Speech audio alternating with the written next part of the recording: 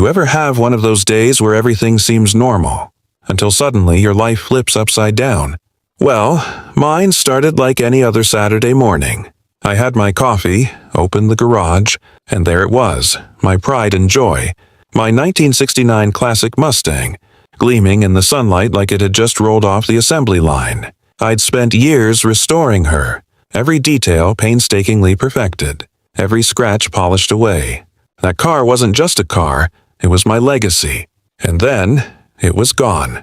I didn't hear a thing at first. No engine roaring, no tires squealing, just an eerie silence. I walked around the block, heart pounding, and that's when I saw him, my neighbor's son. Yeah, the infamous HOA Karen's kid, the one who acts like the world owes him something. And there he was, grinning like he'd just won a lottery, behind the wheel of my Mustang. I froze. Part of me wanted to confront him right then and there, scream, maybe call the cops, but another part of me just couldn't believe it was happening. How does someone even take a car like that? I mean, this wasn't some beat-up junker. This was a rolling work of art. And in that moment, all I could think was, he's about to ruin everything I've worked for. Then it happened. He hit the gas. My Mustang roared to life under his hands, not with my careful touch, but with reckless abandon. Tires screamed against the pavement as he tore down the street. I chased him on foot, my adrenaline spiking, shouting his name, but he didn't even flinch. My mind was racing. What do I do? Call the police? Try to tackle him? Or just pray he doesn't crash before he gets caught? And then, disaster struck. He turned the corner too sharply, and before I could even react, my Mustang slammed into something. I sprinted faster than I thought possible, heart in my throat, and came around the corner to see the unthinkable.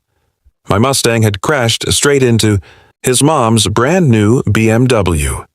Yes, HOA Karen's pristine, just out of the dealership, sparkling white BMW was now a crumpled mess of metal and shattered glass. I couldn't breathe. For a second, the world froze. My car destroyed. Her car destroyed. And that smirk on his face? Still there. Like this was some twisted game he had just won. Little did I know that crash was just the beginning of a nightmare that would pull me deep into the absurd world of HOA politics entitled Neighbors, and one kid who thought stealing classics was a form of entertainment. If you think this is wild so far, just wait. What happened next will blow your mind. I froze for a few seconds, staring at the wreckage like a cartoon character who just walked into a brick wall. My Mustang, my masterpiece, was crumpled in the front, hood bent like paper. The chrome gleamed in jagged pieces, and the engine, well, let's just say it sounded like it had been throat-punched by fate itself. And then there was the BMW. HOA Karen's brand new, immaculate, white beast of a car now looked like it had survived a minor war. I wanted to scream. I wanted to grab her kid and shake some sense into him. But the thing about entitled kids, they don't respond to logic. They respond to panic, fear, or confrontation. And I had none of that energy left. Before I could even process, Karen appeared. Oh, she came running, heels clicking, hair perfectly coiffed, and face flushed with that kind of anger only a HOA president can generate. "What happened here?" she shrieked, pointing at the pile of twisted metal. Her eyes finally landed on me, and suddenly it was like I was the villain in some bizarre soap opera. "Well," I began cautiously, "your son, he took my Mustang and—" "Oh, don't even start," she cut me off, waving her manicured hands. "Bobby's a good boy. He wouldn't just take someone's car." I blinked.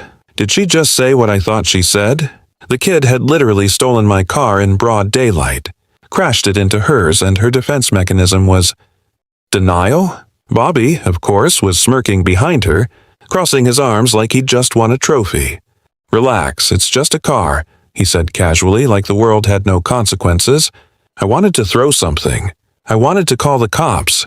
I wanted to scream until my throat went raw. But instead I swallowed hard and took a deep breath, because I realized something. Karen wasn't going to admit fault. Her kid wasn't going to apologize. And this situation wasn't going to solve itself.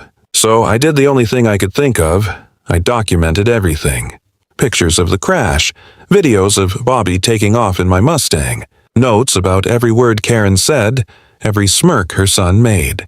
Because this wasn't just about a car anymore. This was about principle, about justice, about proving that entitlement and wealth don't give someone the right to destroy other people's property.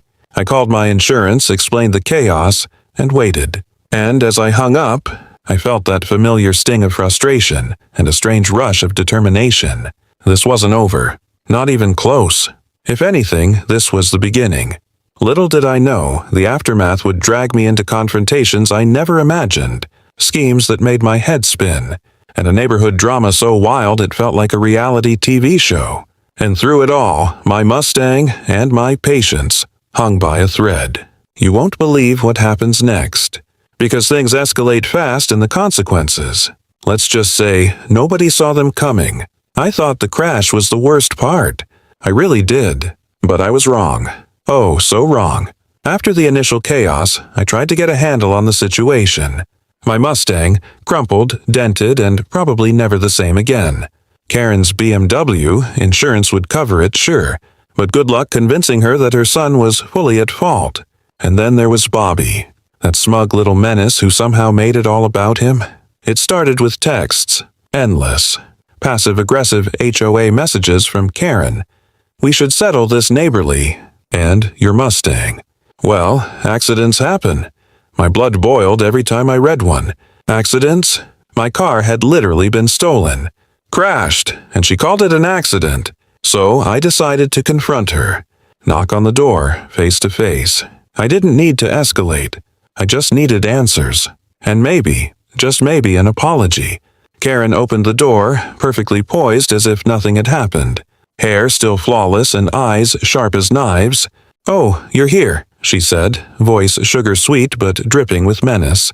"I want to talk about Bobby," I said, keeping my tone calm, measured. "Oh, don't worry. He'll learn a lesson," she replied. And that's when I realized. She had zero intention of admitting guilt. Zero. Nada. "You mean, you're not going to take responsibility for your son stealing and crashing my car?" I asked, my voice rising slightly. Karen tilted her head, smiled like she was humoring a child. "Stealing? Crash? Let's not exaggerate.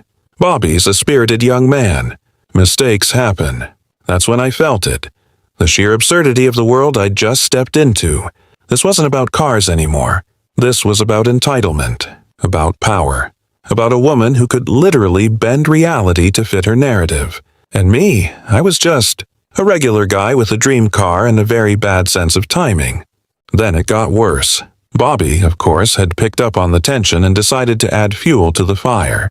He zoomed around the block in a borrowed go-kart of his friends, waving at me, laughing like this was some kind of twisted video game. And that's when I realized, if I wanted justice, or even basic accountability, I was going to have to play by a different set of rules.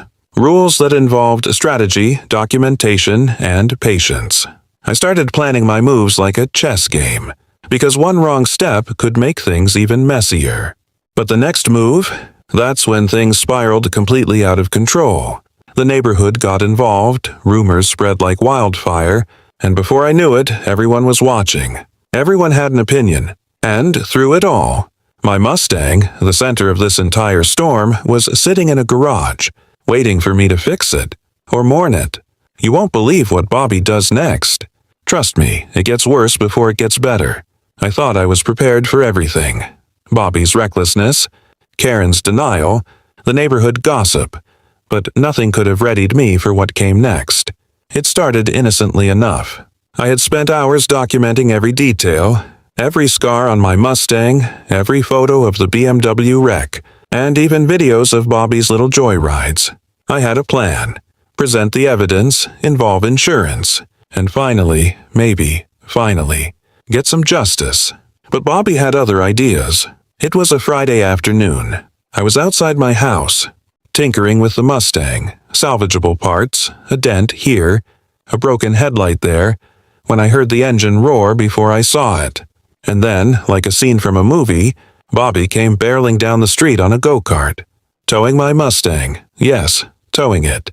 I couldn't believe my eyes.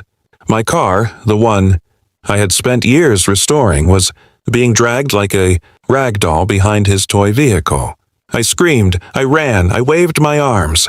Neighbors came out, cameras in hand, trying to make sense of the chaos. And then came the crash.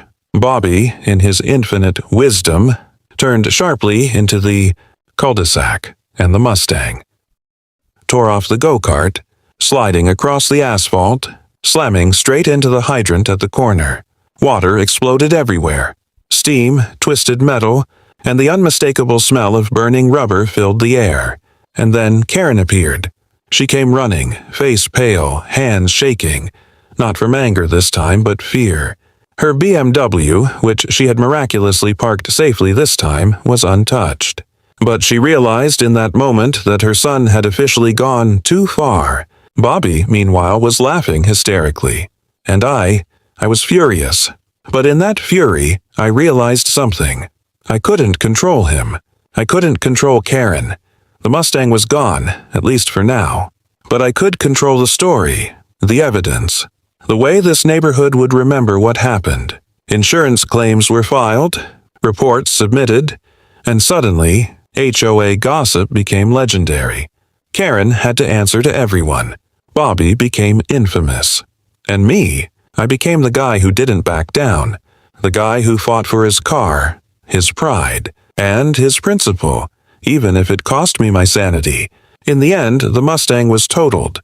But something weird happened. I felt a sense of victory, not because I saved the car, but because I survived the chaos, stood my ground, and exposed the absurdity of entitlement in my little suburban world. Bobby got grounded.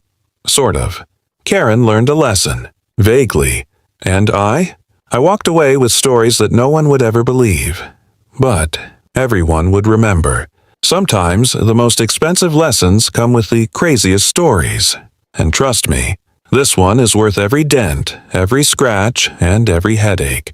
Whoa, what a ride, right? If that crash made your heart jump, then slam that like button right now. Tell me in the comments what you would have done. I read every single one. And hey, don't just watch the chaos, join the crew. Hit subscribe and ring that bell because the next story, it's even crazier. You do not want to miss it.